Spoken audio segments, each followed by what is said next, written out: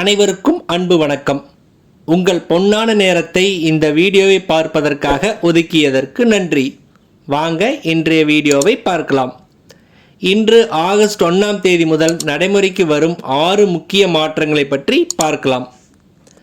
வழக்கமாக எண்ணெய் நிறுவனங்கள் ஒவ்வொரு மாதமும் முதல் தேதியில் சமையல் எரிவாயு மற்றும் வர்த்தக சிலிண்டர்களின் விலையை மாற்றி அமைக்கிறது. இதன் அடிப்படையில் ஆகஸ்ட் 1ஆம் தேதி அன்றும் விலை மாற்றம் இருக்கலாம். எல்பிஜி விலையைப் போலவே இயற்கை எரிவாயு சிஎன்ஜி ஆகியவற்றின் விலைகளும் மாதத்தின் தொடக்கத்தில் மாற வாய்ப்புள்ளது.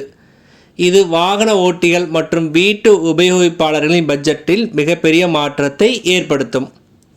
அடுத்து, இந்தியாவின் தேசிய கொடுப்புணர்வு கழகம் என்பிசிஐ ஆனது யூபிஐ அமைப்பின் செயல்பாட்டை மேம்படுத்தவும் சர்வர் பிஸியை குறைக்கவும் சில புதிய விதிகளை அறிமுகப்படுத்தியுள்ளது. அதன்படி நமது பேலன்ஸை சரிபார்க்க வரம்பு கொண்டு வரப்பட உள்ளது. இனி ஒரு நாளில் 50 முறை மட்டுமே யூபிஐ செயலிகள் வழியாக வங்கிக் கணக்கின் இருப்பை சரிபார்க்க முடியும். மேலும் சந்தாக்கள், இஎம்ஐ போன்ற மாதாந்திர தானியங்கி பணம் செலுத்துதல்கள் இனி நள்ளிரவு 12 மணி முதல் காலை 7 மணிக்குள் குறிப்பிட்ட நேரத்தில் மட்டுமே செயல்படுத்த முடியும். இது பீக் ஹவர்ஸில் ஏற்படும் தாமதங்களை குறைக்க உதவுகிறது. மேலும் ஒரு பரிவர்த்தனை தோல்வியடைந்தால் அதன் நிலை குறித்து சில நொடிகளில் பயனருக்கு தெரிவிக்கப்படும். இனி பெண்டிங் அல்லது ப்ராசஸிங் என நீண்ட நேரம் காத்திருக்க வேண்டிய சூழ்நிலை இல்லை. புதிய வங்கி கணக்கை யூபிஐ உடன் இணைக்கும் போது கடுமையான சரிபார்ப்பு முறைகள் பின்பற்றப்படும் என அறிவிக்கப்பட்டுள்ளது. இது மோசடிகளை தடுக்க உதவும் என அரசு தெரிவித்துள்ளது.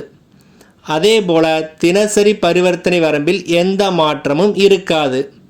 பெரும்பாலும் பரிவர்த்தனைகளுக்கு 1 லட்சம் ரூபாயும், கல்வி மற்றும் மருத்துவமனை போன்ற குறிப்பிட்ட பிரிவுகளுக்கு ஒரு நாளைக்கு 5 லட்சம் ரூபாயும் வரம்பாகவே தொடரும். அடுத்து, சில வங்கிகள் குறிப்பாக ஸ்டேட் பேங்க் ஆஃப் இந்தியா தங்கள் கிரெடிட் கார்டு ரிவார்டு பாயிண்ட்களின் மதிப்பு மற்றும் விதிகளை மாற்றக்கூடும் என எதிர்பார்க்கப்படுகிறது. பயனர்கள் தங்கள் கிரெடிட் கார்டுடன் தொடர்புடைய குறிப்பிட்ட மாற்றங்கள் குறித்து சம்பந்தப்பட்ட வங்கியின் அறிவிப்புகளை கவனமாக படிக்குமாறு அறிவுறுத்தப்படுகிறார்கள்.